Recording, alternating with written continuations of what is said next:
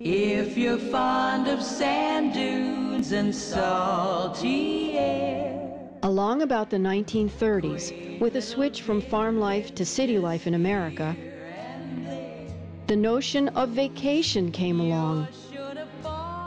Firing up the roadster, loading up the family, and heading off to the country was becoming the fashion. And as the summer bungalows and seaside cottages filled with happy vacationers, young theatrical entrepreneurs looked at old barns and saw theaters. The straw hat circuit, summer stock theater, was in its heyday.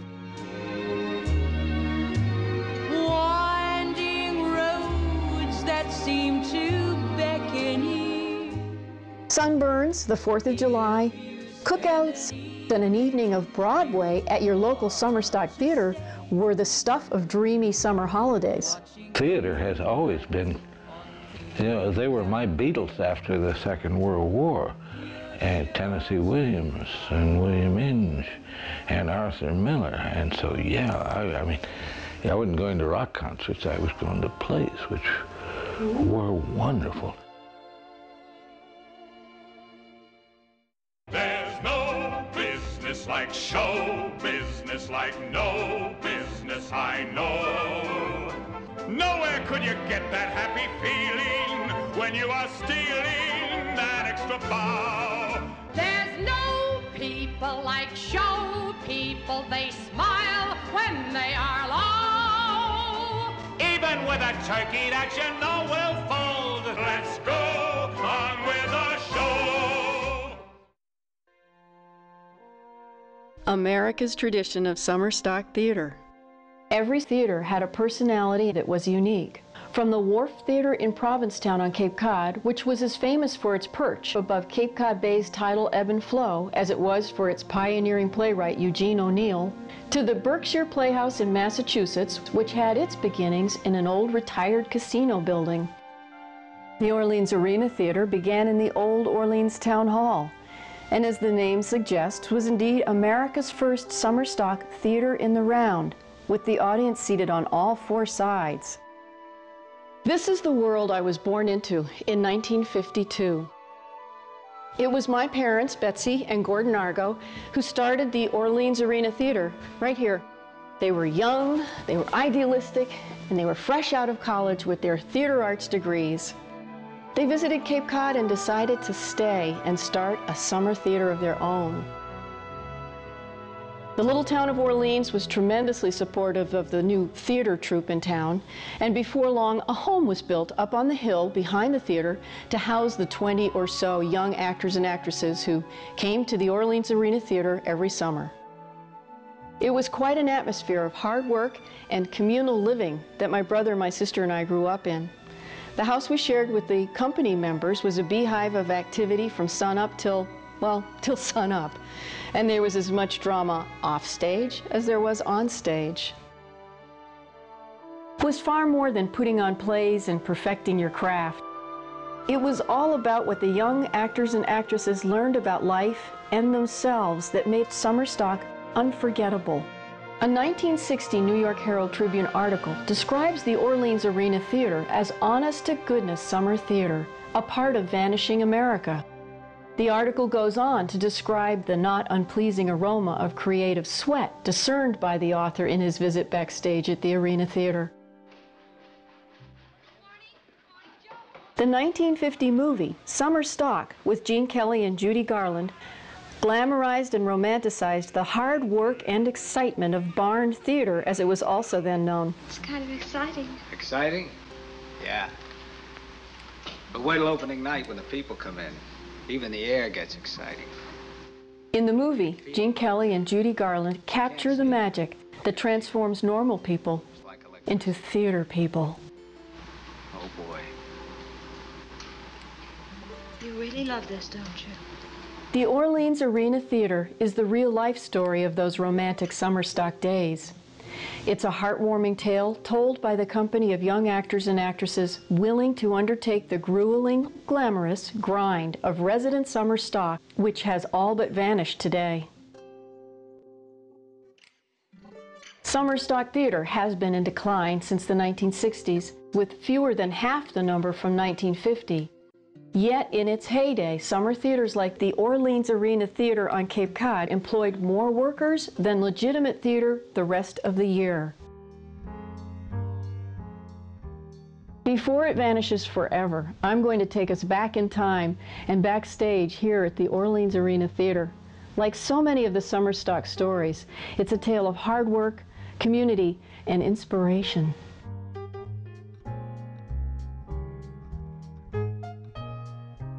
Why would we start a summer stock company? When we decided to be married, Gordon and I had experiences growing up all the way. He had been in theater.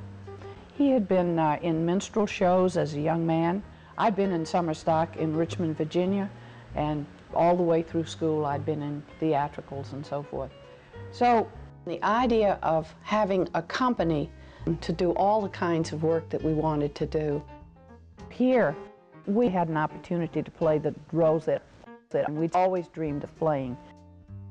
Summer stock was big time everywhere across the country, and it was really a straw hat circuit type of thing. It was sort of not community theater, not professional theater. It was a training ground for young actors and actresses. People would come here and act with us. I mean, people with talent, but they had no experience, and they needed to get their feet wet. And they got what they came for. They learned a great deal about theater. Everybody did everything. You didn't go there just to act. You did scenery, you did striking sets, you did costumes. Whatever you had a skill, you used it. We had such a great ensemble. We advertised ourselves as the stars of tomorrow in the plays of today. And we built them up, and when people came to the box office and asked who was playing, well, we would have somebody who had been in soap operas who was playing here, and we'd say, oh, you remember so-and-so? And they'd say, oh, yes, yes. They were embarrassed to say they had never heard of the person. Isn't she wonderful? I'd say, oh, yes, wait till you see her in the show. I don't know that that's what we're looking for. What were just people arriving? It was another publicity still. Well, I can tell you who and what it was. We are unloading the station wagon, 1950. Hugh Morris, Gordon Argo, and Tom Buzz was his nickname. He was a pilot, and he used to dust cotton crops. Wow. And that's how he lent the money to you to just to open the theater. And that's me. Moi. Mm-hmm. Yeah. My wife Betsy and I were just married. She was dead set on opening a theater here on Cape Cod. Betsy insisted that I come over and talk with the Board of Selectmen of the town of Orleans. And I did. And they were the crustiest old fellows I've ever met. Dour, frowning.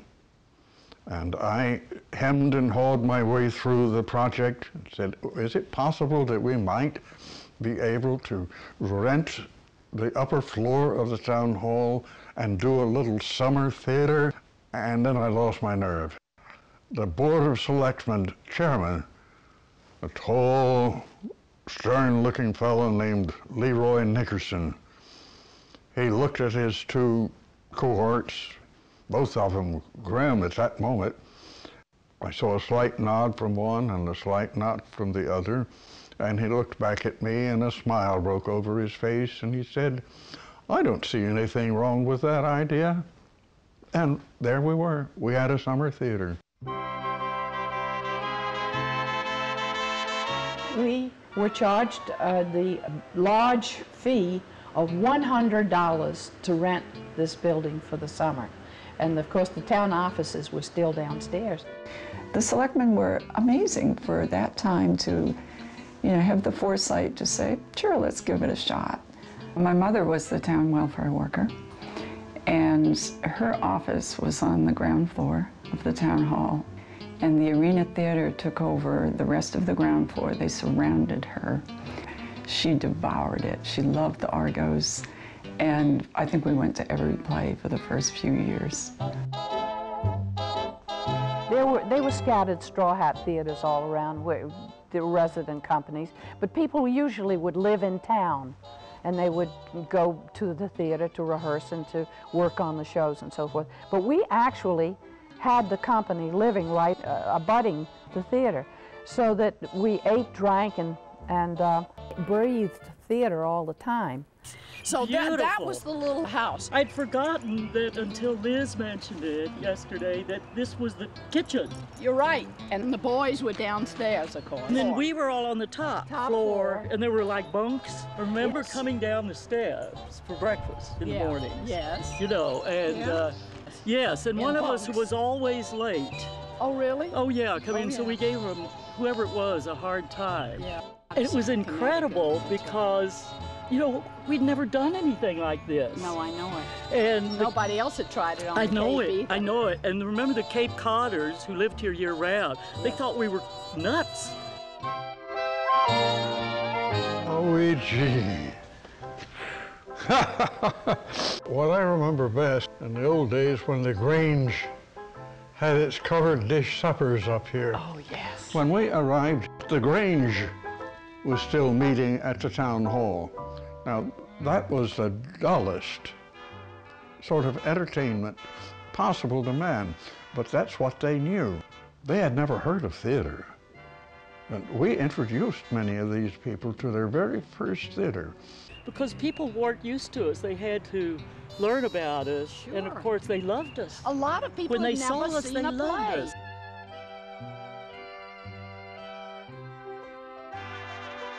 What do you think having a theater like the Orleans Arena Theater, what did it mean to this town and to the residents and to the kids who came here? The thing that the town was struck with, and particularly the selectmen, was how industrious we were. We worked all the time. This is the way the theater operated, that Betsy and I ran around doing every possible job. I did lighting, I built scenery, I did everything but construct costumes. Betsy and I, we ended up working sometimes 18 hours a day. And that's one of the reasons that for the theater's success is not that we accomplished so much, but that the people of Orleans began to respect us and admire us for being hard workers. They weren't used to thinking of theater people as being hard workers. The Argos did work incredibly hard all summer. I know one summer when my job was babysitting for Allison and Elizabeth. The two girls were very small. I think that Allison was about 2. And they were just carried everywhere. I seem to recall that I was carried on stage at the age of 2 in something. I have no idea what it is. That was the first time that the children were on stage. We did Rip Van Winkle. I do remember being a no-neck monster in Cat on a Hut Tin Roof at the age of 4, I believe. And I do very clearly recall standing in the upstairs lobby waiting for our entrance through the audience there we had cap guns, and yeah, I do remember that. We used the children all the time. We did a dock at the top of the stairs, and I was able to play the mother and Wally the son. Liz was able to play the daughter. Oftentimes we would have a family on stage playing a family of our own. Well, it must have been very exciting and invigorating. Well, we didn't know that because it was just normal to our, you. yeah, it was just our day-to-day existence, and that's all we knew.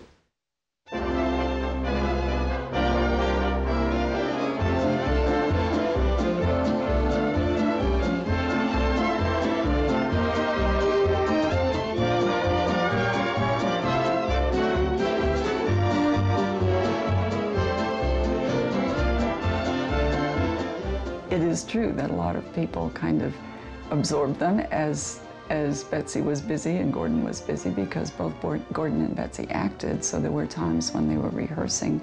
It was so difficult raising a family while doing summer stock. Everything had to serve the theater. And I can remember at one point I had to take the children and put them in a tent out back Gordon put up a tent. We had 2 actors from New York, people who were a little bit fussy about living outside in the tent.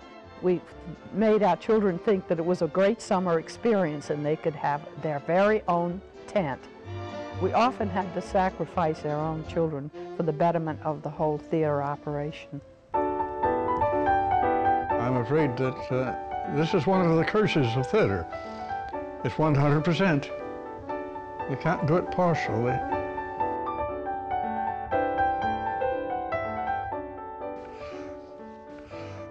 I think we opened with a play called The Second Man, and it had 4 characters in it, because 4 actors was all I could come up with at that moment. The opening night was a miracle. Everybody in this town that had heard of the theater showed up. We had an absolute full house for opening night. The next night, 19 people showed up, and 15 of those were complimentary tickets, gift tickets. So 4 people bought passage the second night.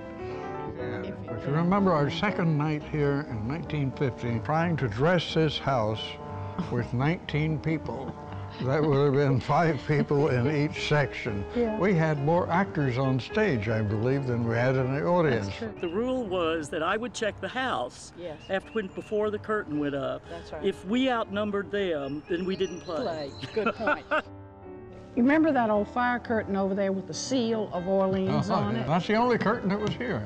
Yeah. And that was one of the reasons. It was asbestos.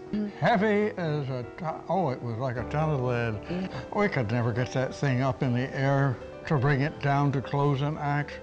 We can't do proscenium theater, we'll have to do theater in a round. That's it. And I drew up a plan for seating in this square area where the audience was to be seated, and by golly, it worked. I did an awful lot of planning with seating arrangements and what plays we would do, and trying to put a theater company together. And we made contact with a fellow named Lawrence Wismer to do our directing. He was the professor of theater at Bard College. And he came to us, and I guess he was the real, in the beginning, the real making of the theater. An incredible artist, director, costumer. Oh, he was a mile a minute, as they say down south. We would find that sometimes we were almost out of money. Where was the next supply? Where would we find the means to continue? Do you remember how we would go down to, is it Mayo's Duck Oh gosh, Duck Farm, yes, and Mayo's get Duck cracked Farm. eggs because he would let us have them I do for remember. nothing. I'd forgotten it. And That's true. that was our staple diet. You know, we'd have eggs for breakfast and eggs for lunch. We knew so many people in town and the businesses that they would give us breaks on things that we needed for the theater. We had to be borrowing all the time, and they were so gracious to lend us. I think sometimes the real artist of the arena theater was the prop person, the prop mistress, who went around to all the homes and antique dealers to borrow that perfect table, that perfect chair, footstool. So they sent me out propping, and I felt so guilty because I was, I shyly went up to people's doors and would knock on people's doors. We're with the Aureli. Do you have a revolver? And I did get a revolver. How old were you?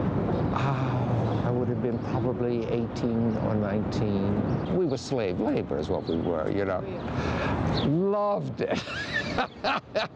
We painted set. I thought it was so wonderful. And then we ushered, and then we worked backstage. We ran the light board, and I thought it was all so wonderful. And occasionally we got a part, small parts, but just to do that was just like, But the living conditions, well, it was pure dormitory style. And I suppose being young, you could do that. At least the bathroom was, you could close the door in the bathroom, you know what I mean?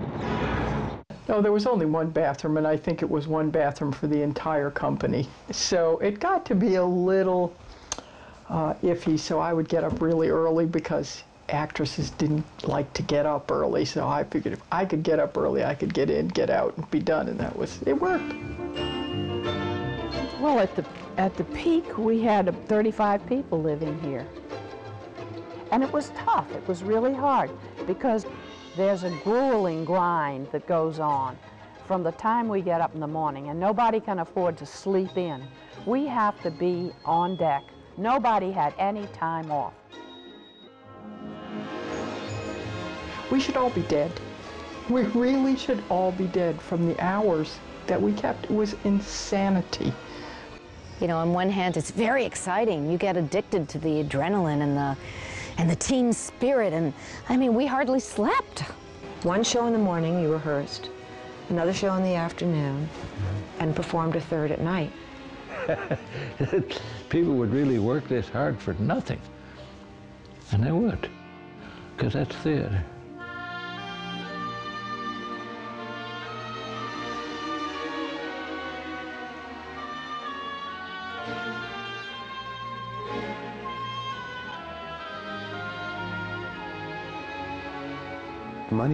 Money didn't add much. We had each other, we had thrills, we had new learning experiences, and it was just so much joy. Far more valuable than money. That summer was so magnificent. It was one of the peak experiences of my life. It gave me such an inner joy and glow that it was on that basis that I decided I was going to pursue 2 careers. So I finished my medical studies, and then I moved to New York to pursue becoming a composer and a doctor. And that's what I've done ever since.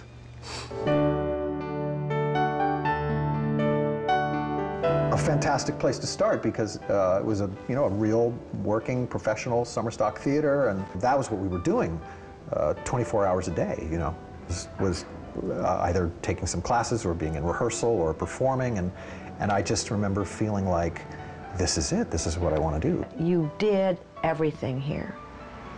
And that was what was so important about this particular training. I mean, you learned how to sew, you learned how to dress the set, you learned how to clean a bathroom, you learned how to sell a ticket. And in addition, of course, there was the cooking. And just because you were a stage manager or director didn't make any difference. Everybody did it. It was just an incredible arena for all sorts of people, for the actors, some of whom were sort of fading movie stars, but they kept up their craft by playing summer stock, the whole apprentice thing. People were just much less spoiled than they are today. I can remember no complaints about the living conditions or about the food. In summer stock is where you got the stars knocked out of your eyes as far as theater was concerned. Those who continued in theater were ones who survived summer stock. Like the Orleans Arena Theater, there was a summer at Falmouth where a whole group of actors were sleeping in sleeping bags on the floor, and among them were Henry Fonda and several other people who became very famous. If you wanted to make your life in theater, the thing you had to do was absolutely necessary, in my mind, was summer stock. It was taken for granted that this was something you did to get the experience then and to have the excitement of the challenges. The women's dorm, that's an interesting description of this odd concrete room behind the kitchen in the garage. And I learned to cook. People ask me nowadays, where did you ever learn to cook?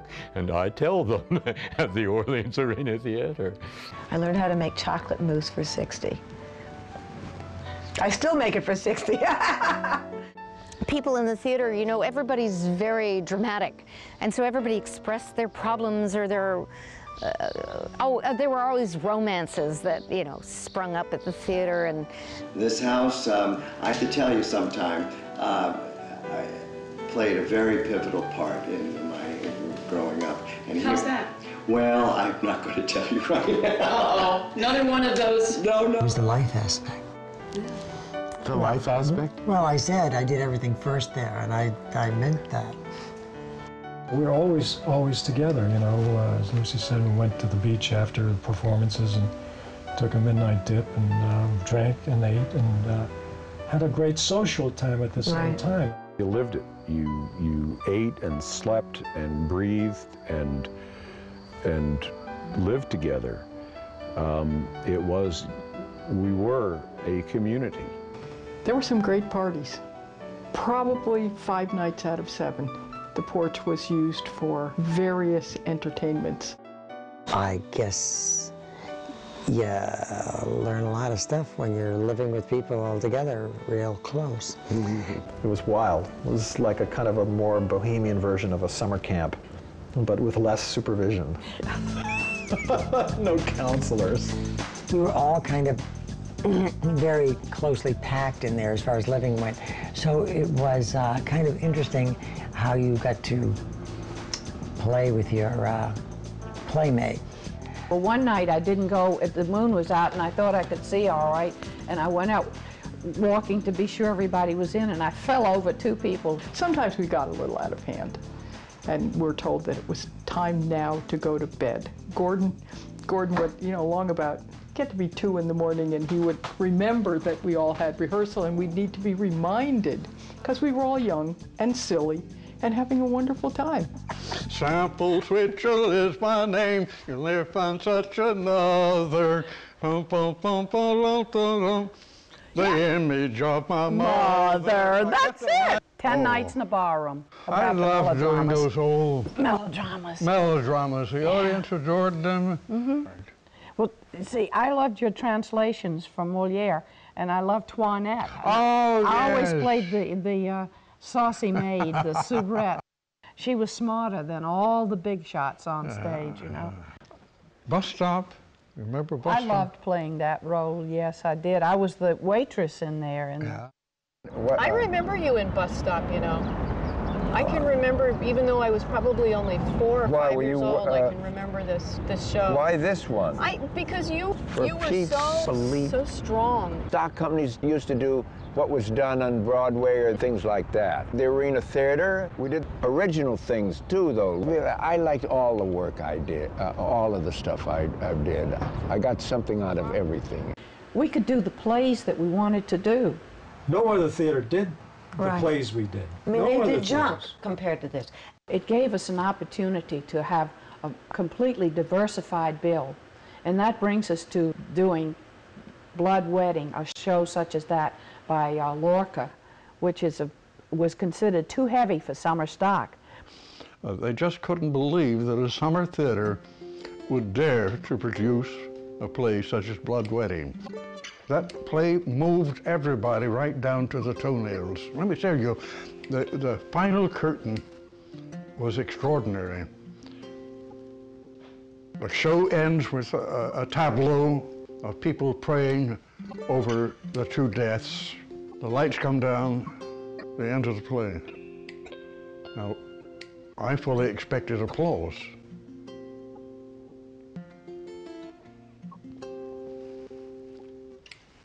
The lights come up, utter silence. We tried it again. I was on lights. I brought the lights up again. Nobody moved. And finally we just had to stop because the audience was transfixed. That's the greatest play I've ever done. Is highly local successes. Rather than opening the window and making love to the world and writing a bestseller or having a big hit on Broadway, last night it all came together. Well, there is no business like show business. Kurt Vonnegut was an interesting addition to our theater company. He was here quite a bit, and he enjoyed the play so much. He wrote one play that I don't think will ever go anywhere. What this play was, I've completely forgotten, and I hope that you can dig it up out of the archives, because it's a lost masterpiece, of course. And it was the dreariest thing I think I have ever heard. Every time anybody got up to go to the John and there was a lot of beer being drunk, they'd say, "We know where you're going," and that was about the chief theme of the whole play. But then he wrote this brilliant piece called Penelope, and it finally became Happy Birthday, Wanda June. But it was taken under option from our playing it here. Boy, was I ever lucky that there was an Orleans Arena Theater. I couldn't have gone to New York. I wouldn't have known whose door to knock, and, you know, and hey, I've got a script here. They would have gotten nowhere. There would have been nowhere for them to begin if it hadn't been for this one institution. And because we were working with wonderful material, I mean, I think that was a real key to our ability, what made Orleans different than a lot of other places. I mean, we weren't doing trash theater. Nobody did that. I mean, you just bit off this big stuff and went for it, you know. What they promised to do was too good to be true, and they did it. It was these people coming together in very simple surroundings, producing from nothing. Throwing it together with spit and sandpaper and whatever you can, you know. We used to go all over town and pick out old furniture and costumes. Beautiful, beautiful, beautiful. It wasn't like rummaging around somebody's grandmother's attic. Not that Betsy and Gordon didn't do a lot of it for the set, but I mean, what they came up with was beautiful, it was perfect. It wasn't, you know, ratty-tat with stains and stuff and wonderful costumes, so you felt like you were in Shaw. You felt like you were in Chekhov. It was a very authentic look. This was a very professional theater. Again, it was unique because they weren't selling anything commercial. They were selling theater, and they were selling good theater.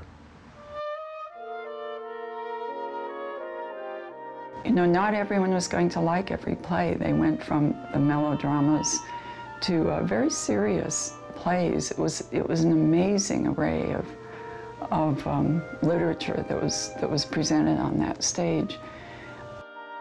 And they were all so well done. I don't think anyone went away with a feeling of disappointment, even if they didn't like the play. It's one place, the Orleans Arena Theater, is not money mad. They're crazy in another way, and a kind of craziness in which an audience can participate. It's looking good, but where are the dogs? They don't have any, you know. How you doing? Do you think that you would have gotten as many people to perform if it hadn't been a thrust stage? Oh, no, I don't think we could have gotten as many people to perform as well either. The preparation that it gives an actor is fantastic. The concentration, it increases the actor's concentration. They can't be just okay. They've got to be really good. The intimacy of the theater was really a huge part of what was going on there. When you're that close, it's very hard to disguise the fact that you're acting. It has to be real. The thrust stage creates a very special sort of theater. It really is in the play. Yes. One actor, I remember, couldn't get the lighter to light, and somebody in the audience just reached over and handed him some matches. Yeah. No? That willing suspense of disbelief that we build theater on. It's an aesthetic distance between the actors and the audience. That didn't exist in this kind of theater. Working in the round, you learned a whole piece of theater that a lot of people truly don't understand. I mean, the shortest distance from me to you may be here, but I've got to learn to make a little bit of a swoop sometimes because of the audience that you're working with, right? That whole business of angling yourself to the other person so that the whole audience could see the two of you. To properly produce a show, it's not just how many hours you spend in rehearsal, but how many nights does the actor have to sleep and think on his role. And while most summer theaters would just rehearse for a week and produce for a week, we would rehearse each play for 2 weeks. And that allowed a great deal of art to take place, because most of your learning as an actor, most of your rehearsing, and most of your is done while you're sleeping. That is if you're really going to be an actor. Now, show people, it's just hour after hour of rehearsal because you learn that by rote. But a real actor needs some time to sleep and chew gum and wow. You know, we always said to people, don't talk to Betsy or Gordon before they go on stage or any of the actors about anything. Just, they've got to concentrate on entering and know the line. I came out on stage in Look Homeward Angel, and my son followed me out, my son in the play. I got out on stage and I saw a row of artificial tulips, looked around, and I thought, my God, I know I'm on stage. I don't even know what the play is. I didn't know what the opening line was. I didn't know what the play was. And I looked at him, and he knew my lines, and so he started feeding me the lines. And suddenly I thought, oh, yes. Oh, and then I picked it up and I was all right. But I literally did not know why I was out there.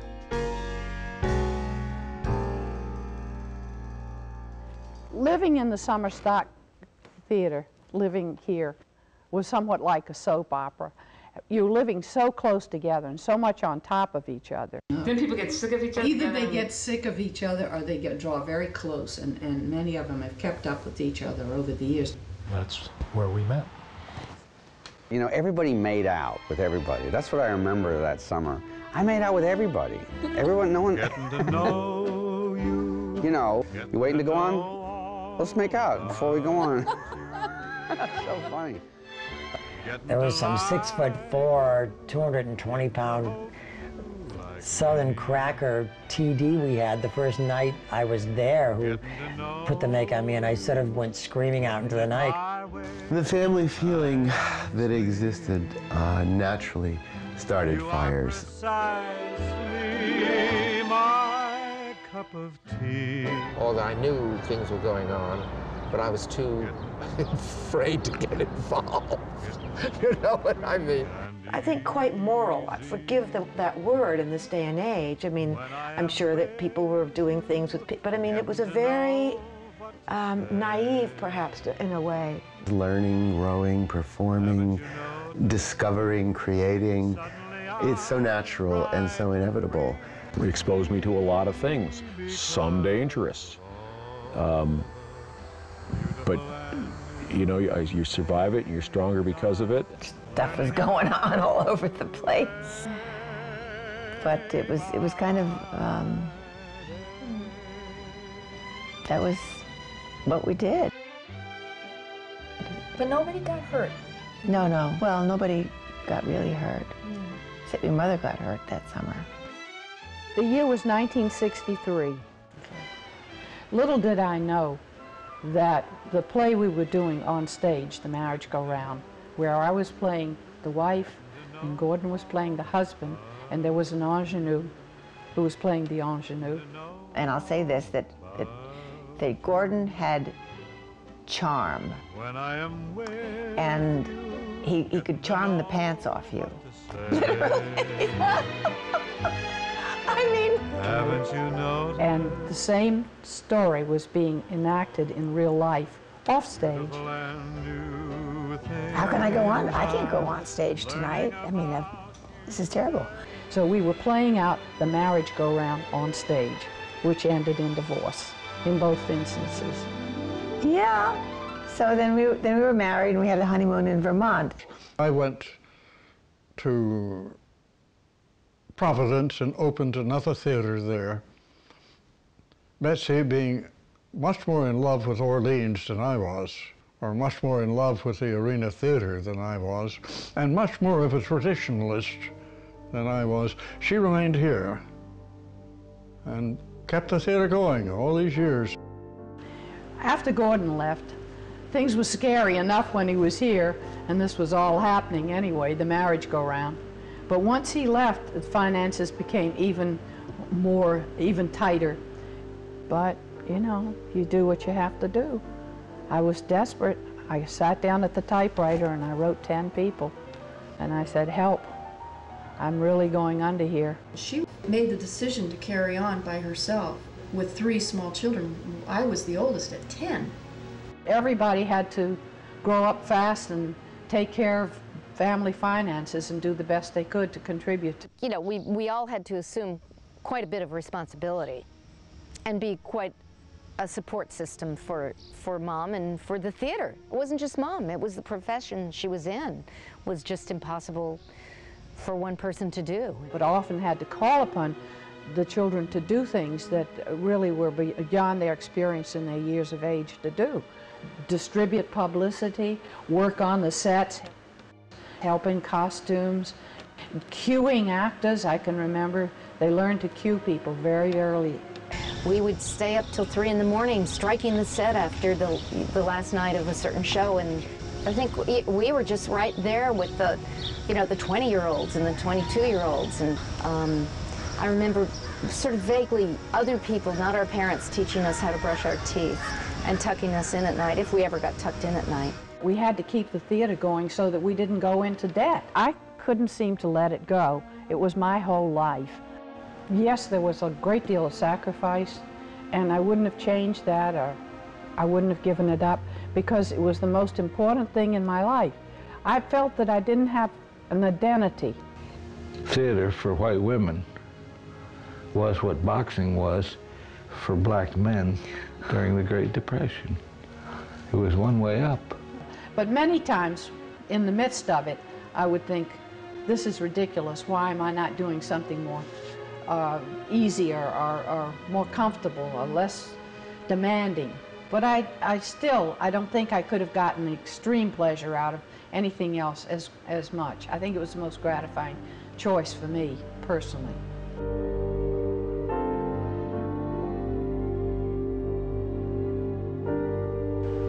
There were times towards the end of the year when you could tell she was tired and it was hard work. I can't imagine what, knowing just what I know now about what it takes to do things like this, how much work it must have been for her, and the stress to do it on what must have been a tight little budget. I have no idea what the money thing was like, but had to be tough and to deal with the egos and the different people that would have their own visions of how things were going, to keep her vision going. I don't know whether your daughter told you what I said about you.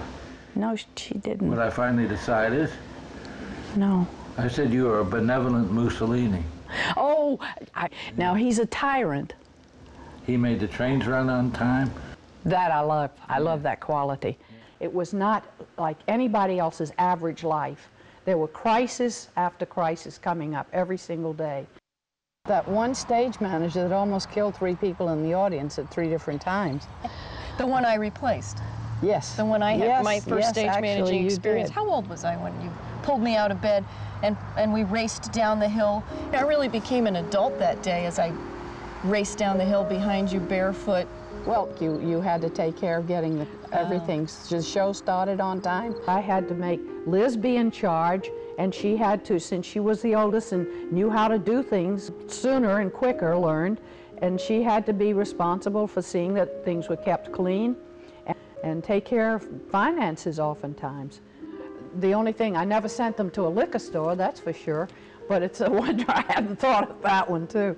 I was terrified all the time that I wasn't going to be able to find the money to continue anything. But why was it so important to continue the theater? Why not just get a job as a librarian or teaching? Well, I think that the thing, I enjoyed being recognized in the community as a leader, as a respected person, a person of some stature in the community, rather than just, say run-of-the-mill.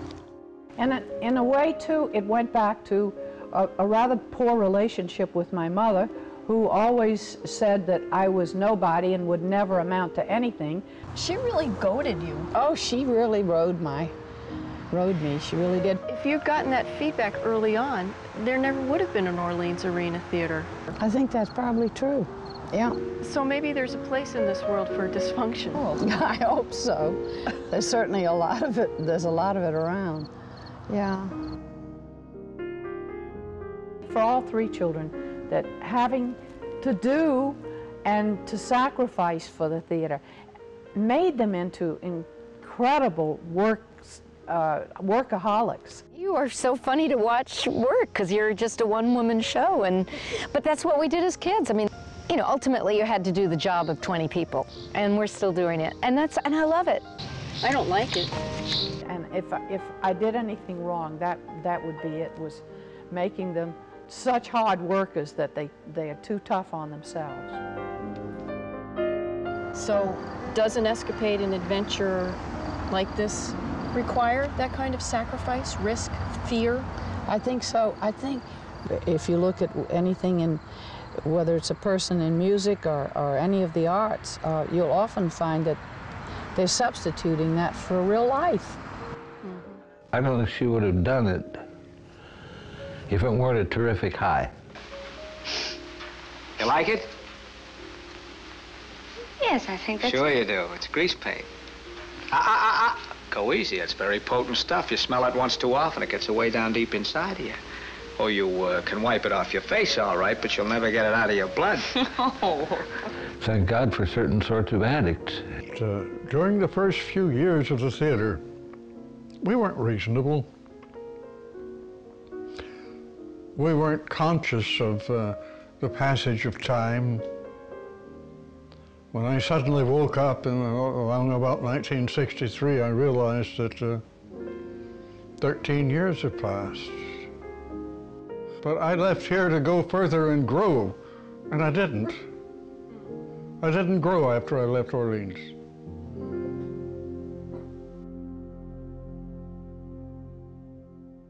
I've talked about how important Orleans Arena Theater was to me. But it wasn't just the Orleans Arena Theater, it was your mom.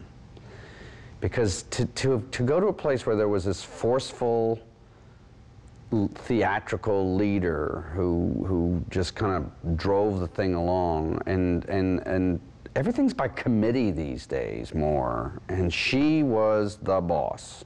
And she pulled these people together.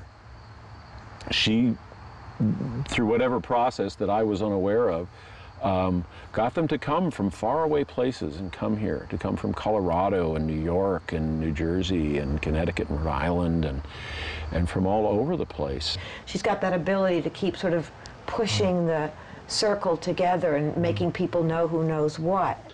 If she got all these people to do this. The opening of another show and seeing the culmination of the hard work that you'd put into a show and see the audience reaction and to wait to read the reviews, that was so exciting every single time. Oh yeah, terrific. Nothing was ever down with her. No, never. Everything was always bright. That's not easy. There's got to be a dark side to everything. Hello. I'm sure she wept on her pillow many's a night over who knows what. It was just too much hard work. I tried to find support as many places as I could. Well, and one of your obvious supports was your oldest daughter. Oh, absolutely. Yeah. So. Yeah, and that's really the reason why I sold the theater. All the children were employed elsewhere, and I felt it was just too lonely to continue this by myself. And summer stock had changed, too. That was another thing. People weren't looking to resident companies anymore. Do you think that another Orleans Arena Theater can be incarnated? I don't think the actors, they would be willing as much to camp out. Times have changed.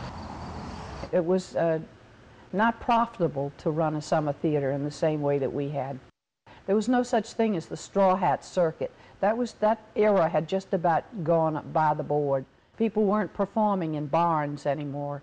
It was definitely an end of an era when I sold the theater. I think that the loss of the straw hat theater, straw hat circuit as they used to call it, the theater, in the resident company sense, I think we've lost that closeness among individuals in our society today. I just think that there's so much fear. People are afraid to let others into their lives because they're afraid they'll be hurt or taken for granted or ripped off or something or other. So there's not as much trust. Look, it's a family. And the major American illness, because of Industrial Revolution, Europe too, is loneliness. Because we don't have extended families. And to do without one is like doing without vitamin C. It's, you know, you're going to get running sores, you're going to feel lousy. So, when you get a family, and one place to get it is in the theater. You ate and slept and breathed and lived together. We were a community, and we were in the arena, and so there was no escape. I mean, there was nothing part-time or halfway about it, and you knew that your friends had your back, and that someone would rely on you, and you were part of a team, and that we were all part of something bigger than ourselves. I think it's a feeling of community and wanting the community to enjoy each other and function well. They gave people something extraordinary, including us. And different arenas, sorry about the pun, can offer similar things to a person and shape a person in a similar way. I never joined the Peace Corps, but I imagine in some ways there's some similarities about working together and about selflessness. I miss those days. Me too.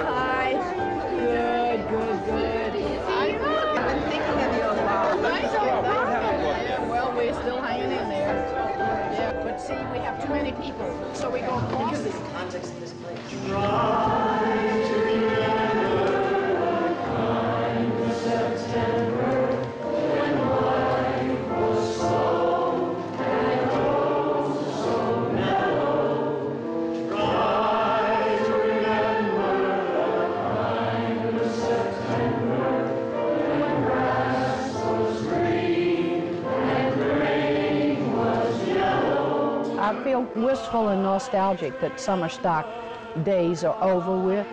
Nostalgia for the kind of camaraderie and the experiences that we all shared. They were unique. This place was waiting for us, and to feel a little bit mystic, somehow or other, Betsy caught the call in the summer of '49, and she knew that this was a town to have a theater. Yes, there was a great deal of sacrifice, and I wouldn't have changed that, or I wouldn't have given it up. But our parents were brave. They did something crazy, and I feel like, you know, almost nothing is impossible if you really are that passionate about it.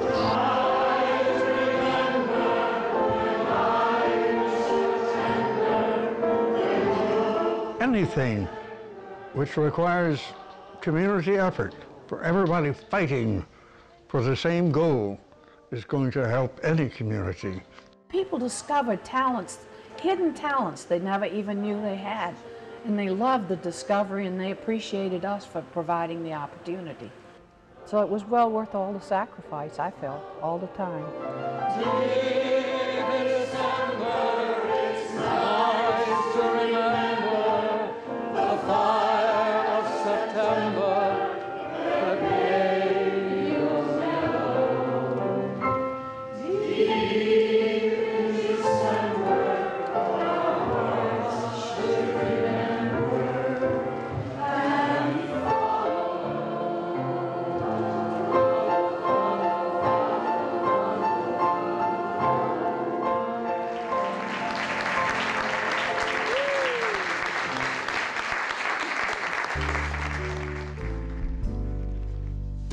There's no business like show business like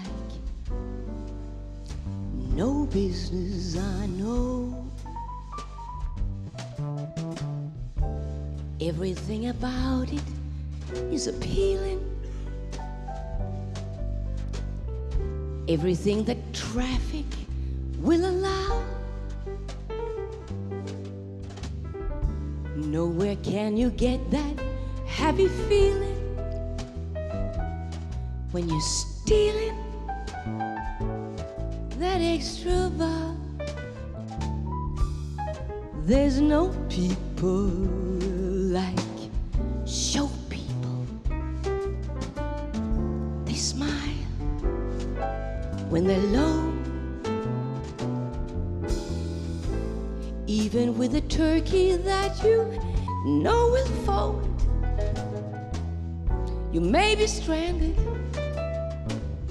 out in the cold, but you wouldn't change it for a sack of gold. Let's go on with the show. Stagestruck, Confessions from Summer Stock, is available on DVD for $24.99 plus shipping and handling. To order, write to the address on screen or order online at www.argoproductions.com.